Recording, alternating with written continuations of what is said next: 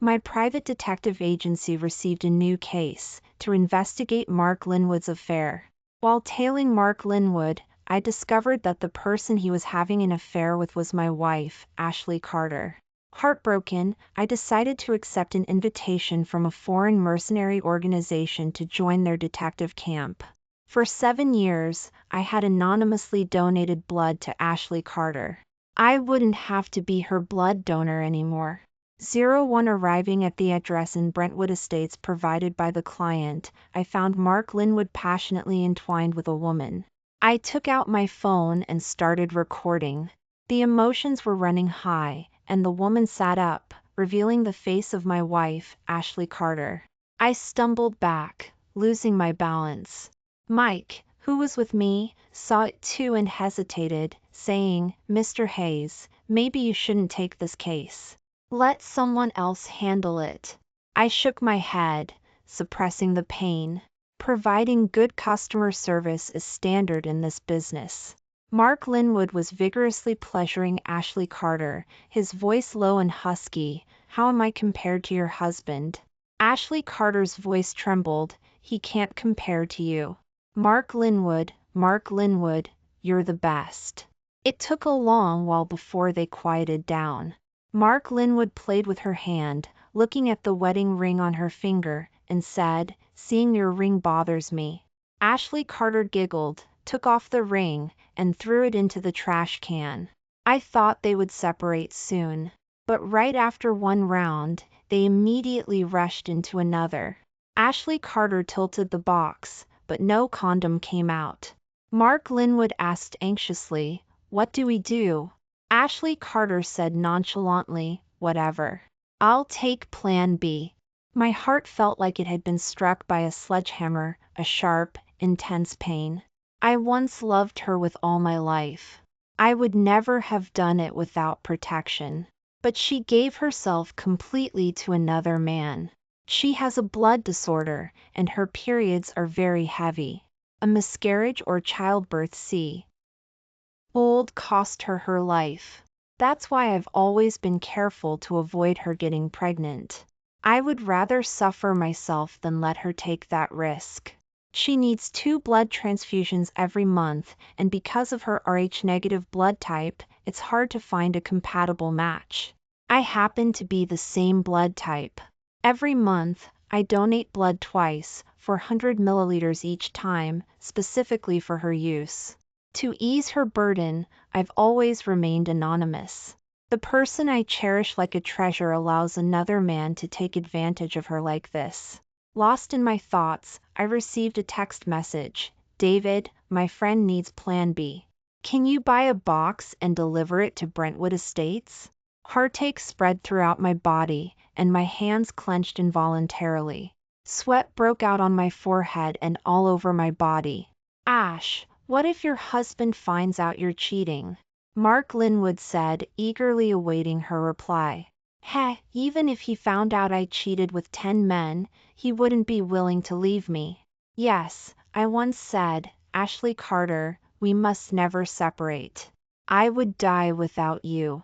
But back then, Ashley Carter loved me wholeheartedly too. She was a powerful CEO outside, but at home, she would cook meals and make my bed. When I had a fever once, she stayed up all night taking care of me. But times change. When I delivered Plan B to the door of the villa, Mark Linwood came to pick it up. He looked at me with a playful look. "The woman inside is pretty wild." As he spoke, the scent of his cologne filled my nostrils. I lowered my head, concealing my clenched fists, and left in a hurry.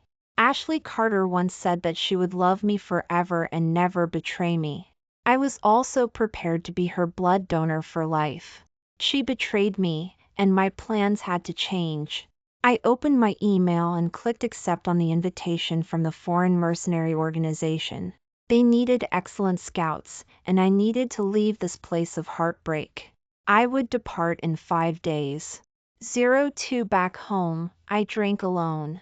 7 RS of love, 3 years of marriage, a lifetime of plans, all resulting in this. Ashley Carter came home when I was almost drunk. Seeing me drinking, she asked anxiously, "David, what's wrong? Did something upsetting happen?" When she got close to me, I could still smell Mark Linwood's cologne on her. I felt nauseous and pushed her away, running to the bathroom. Her eyes flashed with a moment of panic. I threw up violently into the toilet. She followed closely behind, gently patting my back. "Don't drink so much. It's not good for your stomach. It hurts my heart to see you like this." How could she change so quickly from one man to another? "I'll make you some chicken noodle soup." When I came out, she had already made it. She stirred it constantly with a spoon, hoping it would cool down quickly. Sitting on the sofa, she spoon-fed me. I stared at her finger, wearing a ring that looked very similar to our wedding ring. But as she reached out, I saw a small L engraved on the inside of the band. She threw away her wedding ring and put on someone else's. Good. The pain of love is like skinning and tendon removing. The more thorough the removal now, the less the lingering pain after leaving. Seeing the unusual look in my eyes, she said worriedly, "Do you think I've been spending too little time with you? The company has been busy recently, and I've been neglecting you. I'll go with you to order a suit tomorrow. Our 3rd anniversary is coming up soon. We'll celebrate properly then." She took a warm, wet towel and wiped my face. When she leaned over, her neckline was too low, and I saw dense marks on her chest. I grabbed her and tried to tear her clothes. She quickly covered herself. "David, you've had so much to drink. That's not good for you right now. You need to rest, okay? Be good." After a brief moment of panic, she immediately switched to a gentle tone. I just wanted to see how she was hiding the marks on her body, but she thought I was making a pass at her. If I were before, her words would have made me feel how considerate and caring she was. But today, I knew she just didn't want me to discover the hickeys on her body. When she went to clean the bathroom, a message came on the phone on the table. "You little wildcat, you drained me today." I didn't move, staring blankly at the phone screen as it went black again. After cleaning the bathroom, she helped me into bed. She gently helped me change into pajamas. She tucked me in carefully. She also took the clothes I changed out of to wash. Beside me, she continued to play the role of a virtuous wife. If she were to participate in an award for Best Actress, the gold medal would definitely be hers. The next day, at the suit tailor shop, as I was getting measured, she received a call from Mark Linwood. "Little wildcat, I want to devour you. Come find me." She glanced at me secretly, thinking I couldn't hear. But I was once an excellent scout. My hearing is exceptional. My hand clenched involuntarily, and my body tensed up. As she approached, she pretended to be casual and natural, but the blush on her face showed her eagerness. "David, there's something I need to do at the office. After you finish getting measured, wait for me at the top floor of Riverside Bistro. I've made a reservation. We'll eat together." I grabbed her hand. "Can't you not go? You said you'd spend the day with me today." Although I had decided to leave, it still pained me to see her going to be with another man right in front of me. She pried my hand off. "The company matters are important. I'll be back as soon as possible. Wait for me." After speaking, she hugged my waist and left quickly. I waited at the restaurant from sunset until the lights came on, until the whole city was plunged into darkness, but she never came. I called 5 times, but each time the call couldn't be connected. 03 She returned home after 1 in the morning. Thinking I was asleep, she didn't call out to me and went straight to tea. Guest room. I recalled the 7 years of memories, unable to sleep. She was on the phone in the guest room for a long time, speaking in a flirtatious and ambiguous tone. It was undoubtedly Mark Linwood on the other end. When I got up in the morning, she had already made breakfast. There were sunny-side-up eggs, which I loved. She said apologetically, I was busy at the company until too late yesterday and didn't make it to the restaurant. You're not mad at me, are you? As she spoke, she leaned in to kiss my forehead. I reached out to pick up an egg, avoiding her kiss. She was stunned for a moment. A flash of disappointment crossed her eyes. That mouth that had kissed another man made me feel dirty. Today, my task was still to follow her. She went to the hospital for a blood transfusion, and the man with his arm around her waist was Mark Linwood. I heard the same person has been donating blood to you all these years? 800 milliliters every month. Who could that be? Mark Linwood was puzzled. What an idiot. Who would be willing to donate so much blood every month? Ashley Carter said dismissively. If I didn't love her to the bone, I really wouldn't be willing. The doctors complained that I was donating blood too frequently. But if I didn't donate, she wouldn't have it. There were only 2 people in the entire city with a compatible blood type. The other person was in poor health and couldn't donate at all. Mark Linwood pinched her under her clothes. You should thank that person. What would you do if they stopped donating? Ashley Carter pinched Mark Linwood's butt back. Don't jinx it. A while later, they came out of the transfusion room. Ashley Carter's face was gloomy, and her confusion was obvious. How could he not have donated? He hasn't missed a single time in the past 7 years. He even donated once during a heavy blizzard. Something must have happened this time, Ashley Carter speculated. I was supposed to donate blood yesterday, originally planning to go aft. Or ordering the suit to donate one last time for her. To see it through to the end. But she abandoned me and threw herself into the arms of another man, so I ultimately canceled the blood donation appointment. The blood center also called me yesterday, but I didn't answer. Ashley Carter made several calls, and I heard her asking about the donor's name and number.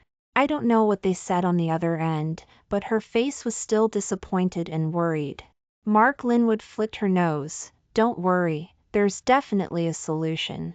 They walked toward the car, embracing each other. They both got into the back seat. Through the car window, I saw Ashley Carter snuggled up in Mark Linwood's arms. Before long, the car started shaking violently. After a long time, or maybe not so long, they came out. Ashley Carter's hair was messy, and her clothes were wrinkled, clearly showing signs of intimacy. I couldn't bear to watch. Their affection was like a sharp blade to me. I looked down at my hand. I stroked the ring she had put on my finger at our wedding. The vows we made then rushed back into my mind, vows that once moved me, but now disgusted me. I took off the ring and threw it into the trash can. When I looked up, they had already left. 04 back home, I packed up my things. There weren't many, I'm a minimalist. But I had bought her a lot of gifts. And some shared memories, all of which I threw into the trash can. When she came back, I had just laid down to sleep. She walked towards me, bent down, and tried to hug me. The scent of another man's cologne wafted over again, and I pushed her away. Her eyes flashed with a moment of panic.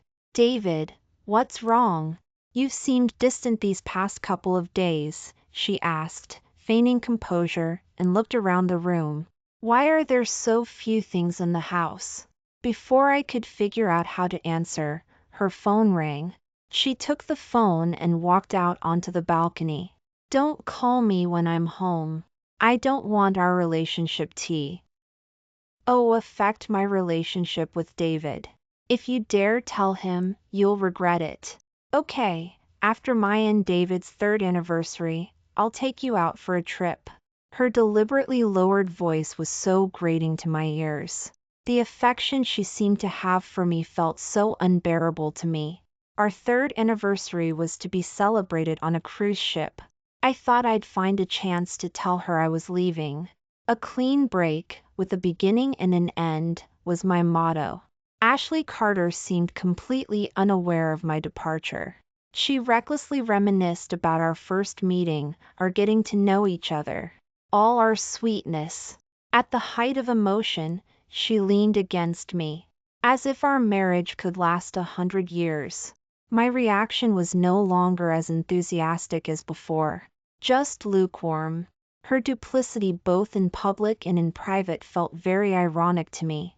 Her betrayal caused me unbearable pain. When toasting, Mark Linwood followed close by her side. Thinking I didn't know him, she introduced me. David, this is my assistant, Mark Linwood. Mark Linwood was wearing the suit I had ordered for myself last time, tailored perfectly. I said casually, we've met. He delivered medicine. That suit looks great on him. She paused abruptly, then seemed to understand instantly. Oh, he's my friend's boyfriend. Give him this suit first. I'll get you another one made later. From the reflection in the glass of the door, I saw Mark Linwood's hand secretly pinching her waist. Midway through the event, when Ashley Carter went to the restroom, Mark Linwood pulled me aside to a deserted place. David Hayes, I heard your functions aren't very good, right? He looked at me provocatively. I can completely satisfy Ashley Carter, you can't, can you? Leave, don't cling to her like an octopus. He took out his phone and showed me videos of them being intimate. I had already seen them. I turned to leave, but I noticed a pillar was about to fall. I quickly dodged and pushed away Mark Linwood, who was blocked. My path. A scout's reaction to danger is always faster. Mark Linwood was hit in the leg by the pillar. David Hayes, you fucking deliberately hurt me. Mark Linwood cursed. Ashley Carter happened to come out and saw everything. She walked coldly toward me and raised her hand, slapping me across the face. David Hayes, if you don't like Mark Linwood, you don't have to hurt him like that. I was enraged, raising my arm, but ultimately put it down. I don't hit women. Why don't I like Mark Linwood? You just introduced him to me today? Is there something going on between you two? I stared at Ashley Carter with bloodshot eyes, my voice icy. Worry makes you lose your mind. She originally thought I didn't know about their relationship, and this statement seemed to reveal it herself. She quickly covered up. My friend entrusted him to me, and now his leg is injured. How can I explain it to my friend? Get him to the hospital right away. It wasn't a serious injury, but he was still hospitalized. Ashley Carter busied herself running around. A doctor from the hematology department saw her and came over specifically. You asked the director for the donor's phone number, and he gave it to me. Here it is. He took out a piece of paper with a string of numbers on it. It was my number. I wondered if Ashley Carter knew that I was the one who had been donating blood to her all these years. Would she regret slapping me just now? Would she regret her affair? I wanted to see what her reaction would be.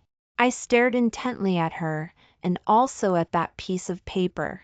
Ashley Carter took the number and was about to look at it when Mark Linwood said ouch, and Ashley Carter quickly placed the paper on the hospital bed. Mark Linwood stretched his leg, and the paper fell to the ground. People passing by stepped on it, covering it with footprints. A while later, the room was cleaned, and the cleaning staff thought it was waste paper and threw it away. I didn't stay any longer and went straight home. The farewell I had prepared was no longer needed. I put the divorce papers and a USB drive with their videos on the living room table. I threw the keys inside the door. I looked at the home I had lived in for 7 years one last time and heavily closed the door. I pulled my suitcase and headed to the airport. As soon as I entered the departure hall, Ashley Carter called. I didn't want to answer, but when I hung up, I accidentally touched the answer button, and Ashley Carter's voice came through, filled with sobs. David, all these years, have you been the one donating blood for me? 05 I didn't answer, and she continued, I really didn't know. You were so good to me. Where are you? I'll come find you. There's no need. I'll let you be happy. My tone was indifferent. Let who be happy with whom? She was still pretending not to know. Ashley Carter, do you remember our wedding vows? Love, honesty, and never cheat. I've done all of those. Have you? Do you know what it means to donate 800 milliliters of blood every month? The doctors have repeatedly objected to me donating blood like that. They said I might be like a 70-year-old when I'm 50. But I didn't care. As long as you were healthy and safe, I was willing to lose 20 years of my life. I could use my life to exchange for your health and longevity. You said your career was good enough, and I didn't need to struggle. But all these years, I've never spent your money. I don't earn much, but it's still several $100,000 a year. I basically spent it all on buying you gifts. But what have you bought me this year? The only thing I ordered was a suit, and you gave it to someone else.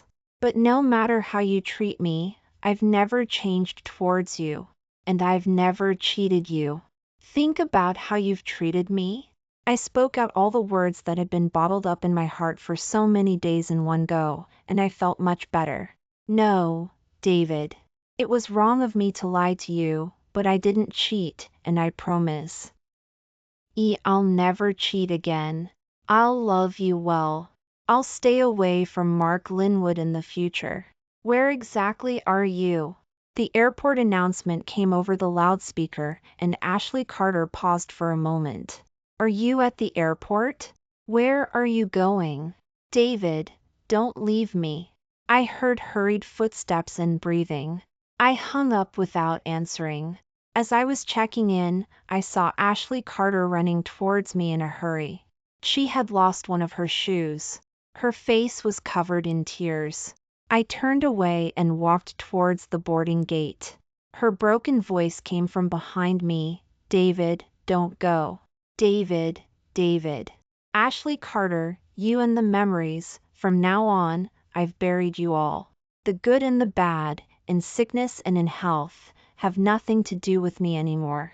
I transferred my detective agency to my partner, John Smith. I also entrusted John Smith with the divorce procedures. I thought I would never see Ashley Carter again from then on. No longer donating large amounts of blood every month, and with my scout background, my physique quickly recovered to 80% of what it used to be. I had a smooth time in this organization. My excellent scouting experience also quickly allowed me to shine and become the commander of the scout camp. Many large international conferences were handled by our scout camp for security issues. 2 years later, a top medical conference on blood disorders was held in Los Angeles. In addition to top medical experts, some patients would also attend. Our scout camp took on the security for this conference. After allocating security personnel to various locations and instructing the main medical experts to be protected, I stood in a corner with a good view, surveying the entire conference center. But I felt a gaze staring at me the whole time. I was wearing a helmet and mask, and ordinary people wouldn't be able to recognize me. Besides having the others strengthen security, I didn't think much about it. But when I met that gaze, I realized it was Ashley Carter. After confirming it was me, she looked like she had been struck by lightning, her expression exaggerating to the point of disbelief. After a long time, she pushed aside the people next to her and quickly ran towards me. When she got to me, she hugged me regardless of everything. David, how did you get here? I've been looking for you, but I can't find you. I've looked for you in every place you've been. I've looked for you in every place you've mentioned. You just disappeared out of thin air. I finally found you. She hugged me, crying and laughing. Ma'am, please don't disturb our work. I pretended not to know her, but she wouldn't let go, as if she would disappear again if she let go. You're my husband, David Hayes. I'm Ashley Carter. We've been together for 7 years. How could you not recognize me? As she spoke, she took out her marriage certificate. Look, this is you, and this is me. She pointed to the photos on the marriage certificate, showing it to me. also showing it to the people passing by. I pulled her to a secluded place. Ashley Carter, I've already let you be with Mark Linwood. We have nothing to do with each other anymore. Please don't bother me. I stared at her, speaking seriously. David Hayes, you're my husband. How could we have nothing to do with each other? I looked at her in confusion. She put away the marriage certificate and grabbed my arm again. Now that I've found you, you can't run away again. I want to. I pushed her away with force, and she fell to the ground. Instantly, her eyes filled with tears. David, you didn't do it on purpose, right? I don't believe you're so cruel to me. You used to love me so much. The blood you donated for me is equivalent to having your entire body's blood changed many times. How could the woman you loved with your life not be loved? She babbled. How could you not love me? How could you not love me? She stood up by herself. If it were before, seeing her fall, I would have won. Ted to cushion her with my body to prevent her from getting hurt at all. But now, seeing her fall to the ground, I felt nothing. So that's what it's like to not love someone, not caring at all whether they're hurt or in pain. I lowered my eyes to look at her, my eyes incredibly cold. I just don't love you anymore. I stopped loving you when you betrayed me. We'll be strangers from now on. And I hope you don't pester me. But she seemed to have received a huge shock. No, David, you're my husband. We said we'd be together for life. No one can quit halfway. People were still looking over here. She used to care so much about her image, but now she didn't care about it at all. The dirt that had stuck to her body when she fell just now made her look like a beggar. Her face was sallow, and her energy was no longer what it used to be. 06 As if suddenly remembering something, she suddenly asked, David, you don't want to get back together with me because you're afraid of donating blood to me again? You don't need to donate anymore. I've found 5 people across the country who can donate blood to me, and I get a transfusion every month. As long as you come back, that's all I need. I won't ask you to do anything else. Seeing that I was unmoved, she grabbed me again, reaching out to touch my neck. I took a step back and knocked her hand down. Don't touch me with your dirty hands anymore. It disgusts me to even look at you. She was disappointed for a moment. David, I'm sorry. I apologize to you. But I've already broken up with Mark Linwood. From now on, I'll only love you. Seeing that I was unmoved, she took out an eyebrow trimmer from her bag. David, you said my hands are dirty, then I'll shave them clean for you. She started shaving her hand, instantly leaving it bloody and mangled. With tears on her face and a smile on her lips, she looked up and asked me, if I shave off all the skin on my hands, can you forgive me? I shouted into the walkie-talkie, someone is attempting suicide here. Please arrange for someone to take her to the hospital. After watching her being taken away, I breathed a sigh of relief. That night, I called John Smith to ask why the divorce hadn't gone through. John Smith smiled wryly. I always thought Ashley Carter was generous and gracious, but you don't know how crazy she gets when you mention divorce. She's unwilling no matter what I say. She even blocked me for a while to ask where you went. Later, when she really couldn't find out, she posted a missing person notice online, offering a reward of $1 million for anyone who could provide accurate information. I think she's very devoted to you. Can't you forgive her? John Smith was also touched by her. But me? Once unfaithful, never again. Since she betrayed me, there was no possibility of accepting her again. John Smith, you know me. The reason I haven't contacted you these past 2 years is that I was afraid you couldn't help but give her my contact information. In love, the more you give, the deeper the hurt when you're injured. I'd rather stay single for the rest of my life than have an unclean relationship. I thought she wouldn't come anymore after I sent her to the hospital. who knew she would arrive even earlier than me the next day. When she saw me, her eyes were filled with excitement, along with a hint of anticipation. As she ran towards me, her hands were covered in bandages. She acted as if we had always been passionately in love, throwing herself into my arms. I dodged, and she fell to the ground. As if everything yesterday hadn't happened, or everything these past 2 years hadn't happened, she said coquettishly, "David, help me up." She reached out her hand, covered in bandages, to me. Without even looking, I arranged the security work around the venue. She got up and followed behind me. When I stopped, she walked toward me again to grab me. I shook her off, but she wouldn't let go. But then I heard another voice, "David Hayes, why are you still bothering Ashley Carter? Aren't you done yet?" It was Mark Linwood's voice. Although I hadn't heard it for long, I couldn't forget it. It was that voice that had cut off all my beautiful hopes and expectations. Mark Linwood came to Ashley Carter's side, and the disgusted tone towards me immediately turned into gentleness and a smile. "Ash, I heard you came to Los Angeles, so I quickly flew over. It's not safe for you to run so far alone. I should be with you." But Ashley Carter didn't give him a good look. "Get lost. I don't want to see you. I told you not to pester me. Why are you still so stubborn?" Mark Linwood blamed it all on me. "David Hayes, you must have said something to Ash to make her treat me so badly. Let me tell you, if you dare to bother Ash again, I'll break your legs." He was about to step forward to hit me, but he saw Ashley Carter turn around and slap him across the face with her unbandaged hand. Smack, smack. "How dare you hit David Hayes? Who do you think you are? How dare you touch my man?" Mark Linwood covered his face in confusion. "Ash, why did you hit me? How could you hit me?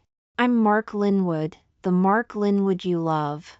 Ashley Carter sneered. "I hit you, Mark Linwood. Not the Mark Linwood I love. The only man I love is David Hayes. What are you even worth? Didn't you say David Hayes couldn't satisfy you, that only I could? Didn't you tell me you loved me?" Mark Linwood's eyes were bloodshot as he questioned Ashley Carter. 07 Mark Linwood's words made Ashley Carter panic. She quickly looked at me. "David, don't listen to Mark's crazy talk. I never said any of that. In this life, I've never loved another man, only you. I took a wrong turn before. I hope you can forgive me." I clenched my fists tightly, barely holding back. If it weren't for the security protocol, I would have beaten him to a pulp. Seeing that I didn't react, Ashley Carter took a step back in her tone. "If you don't forgive me, that's okay. Why too? We can start over. I can woo you again."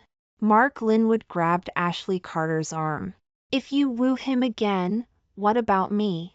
I broke up with my previous girlfriend for you." Ashley Carter wanted to shake him off, but she wasn't strong enough. "What happens to you has nothing to do with me. Don't bother David and me. Get lost." After saying that, Ashley Carter kicked David Hayes in the crotch. David Hayes bent over in pain. While I was inspecting the security, Mark Linwood picked up a rock from the decorative garden and threw it at me. I dodged it immediately. The rock hit a conference attendee who was passing by right on the head.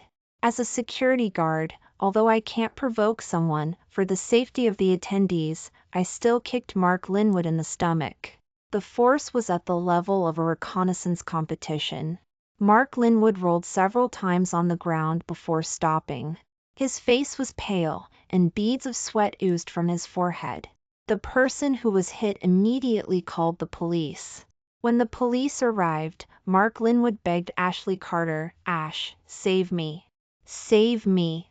Ashley Carter spat on his face. "If you hadn't deliberately seduced me, David and I wouldn't have ended up like this." "Save you? You'd be better off dead." Seeing that Ashley Carter wasn't helping him at all, Mark Linwood's face was full of despair. Ashley Carter, David Hayes doesn't love you. I'm the only one in this world who truly loves you. The way you treat me now is how David Hayes will treat you in the future. In the struggle, Mark Linwood was handcuffed and taken away. All that was left was the noisy Ashley Carter. She followed behind me, constantly recounting our warm past. Remember when we first met a month ago? I fainted from anemia, and you took care of me day and night, without taking off your clothes. At that time, I decided that I wanted to be with you for the rest of my life. That time we went to Mount Rainier, the words I wrote on the sachet on the wishing tree were, may you be safe and worry-free for the rest of your life. Did you know that? The wedding ring you gave me when we got married, I lost it. Later, I rummaged through a lot of garbage to find it. Look. She held out her hand, and the ring on her finger was indeed the one I gave her. You still care about me. You're willing to look at me, willing to look at the ring you put on my finger. You said you wanted to trap me for a lifetime. Can we not separate in the future? I just glanced at it unintentionally. If you're not willing to go back with me, I can follow you. Wherever you go, I'll go. Mark Linwood has been arrested. No one will stop us anymore. Let's get along well and love each other. You've done blood donation for me so many times. Your blood is in my body. Nothing can break the blood relationship. She tried every reason to rekindle our relationship. I just patrolled the venue and the surrounding area, not looking at her or paying attention to her at all. Chief Hayes, all the trucks for our departure this afternoon after the meeting have been arranged. Chief Hayes, we estimate that we will reach the Brazilian jungle training camp at 8 p.m. My subordinate reported to me. Are you going to jungle training? Ashley Carter asked, trembling. The subordinate glanced at me and then at her. We've always been stationed in the jungle. We only come out to take on missions. Then, what about me? Ashley Carter muttered.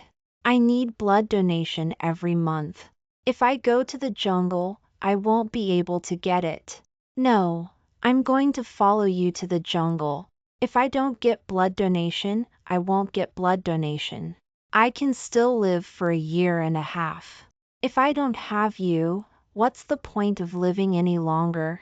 She seemed to have made up her mind, talking to herself. I couldn't drive her away, and I couldn't hit her, so I had to ignore her constant nagging. Fortunately, the meeting ended at 3 p.m. At 3:30, we were ready to go. She stared at me nervously, fearing that I would disappear if she wasn't careful. After all the team members jumped into the truck, I jumped in too. She followed me, grabbing the edge of the truck and trying to jump up. 08 I pulled her hand away and pushed her behind the truck. She quickly got up and shouted, David, don't leave me. She ran to the truck again and grabbed the edge. David, take me wherever you go. I can't live without you. I tried hard to pull her hand away. The hand wrapped in gauze was already stained red with blood. The one not wrapped in gauze had bulging veins and pale fingertips because she was holding onto the car with all her might. Her face showed desperate determination. No matter how hard I tried, she wouldn't let go. The truck started slowly. With my obstruction, she couldn't get on. The truck sped up, and she started to run, holding onto the truck with both hands. After several tosses, her hair was already disheveled. The truck was getting faster and faster, and she couldn't keep up. Her feet were being dragged along the ground. The subordinate asked, Chief Hayes, what should we do? I slowly said, drive normally. Before long, she lost one shoe, then both. Finally, exhausted, she was thrown to the ground by the speeding truck. Her face was scratched by gravel and covered in blood. She opened her mouth and roared, David Hayes. The distance between the truck and her grew farther and farther, her voice grew softer and softer, and her figure falling to the ground became more and more blurred. In the past, I couldn't bear to see her suffer like this. Now, her suffering was caused by me, and I didn't feel any heartache at all. It was like dealing with a stranger, no, not even as good as a stranger. Then what was she? I thought about it later, a lump that I felt disgusted by. More than 10 days later, John Smith called me. He told me that Ashley Carter was crying and laughing and had a mental breakdown. He couldn't say whether she had encountered other harm in Los Angeles. He only knew that her money and jewelry had been robbed. Later, she ended up begging in Los Angeles. Later, I don't know what happened, but she was deported back to the country. Now, she has been sent to a mental hospital. Several acquaintances went to see her. She cursed at one person, Mark Linwood, "You're the one who ruined me. I won't let you go even if I become a ghost." That person didn't look like Mark Linwood, but had the same hairstyle. But to some people, she was gentle. "David, you're here. I knew you still loved me. You even came to see me." She stretched out her hand. "Can you take me away?" She had a diary that she held in her arms every day, like a treasure. Some people said that in the diary, one entry was a confession to me, and the next was a longing for me. Back and forth. And her company was in a state of almost no management. The senior executives of the company all wanted to take the opportunity to get the company under their own names. The middle managers were all thinking about getting benefits for themselves. It was on the verge of collapse. "David, your marriage hasn't been divorced yet, and you own half of the company. You can come back and manage it," John Smith advised me. "I'm not going back. I'm doing well here," I said faintly. "Aren't you tempted? This company is worth hundreds of millions." I wasn't tempted at all. I don't care about money, but I don't want to touch anything related to her. Heh, what about hundreds of millions? Money can't buy my feelings, and it can't buy my sincerity. Whether Ashley Carter is good or bad, whether her company is properly managed or bankrupt, has nothing to do with me. A year later, there was a trending headline online. The title was, "Billionaire Businesswoman Commits Suicide by Jumping Off a Building in a Mental Hospital." The photos of the scene were horrible, but along with the notebook that fell from the building, all of them were written with the name David Hayes. The public was curious about who David Hayes was. In the mental hospital, all the windows were closed. There was no way to jump out. Only the top floor had a window facing upwards. It was usually locked. The key was in the back office. The comment section said, "She must have been conscious. If she had been mentally unstable all the time, she wouldn't have been able to find the key." Maybe she thought of the person in the diary. She could no longer bear the pain of not getting him or losing him, so she jumped. So much money, what was she thinking? Life is precious. Is love that important? What does this have to do with me? I am still training in the jungle, occasionally taking on various tasks.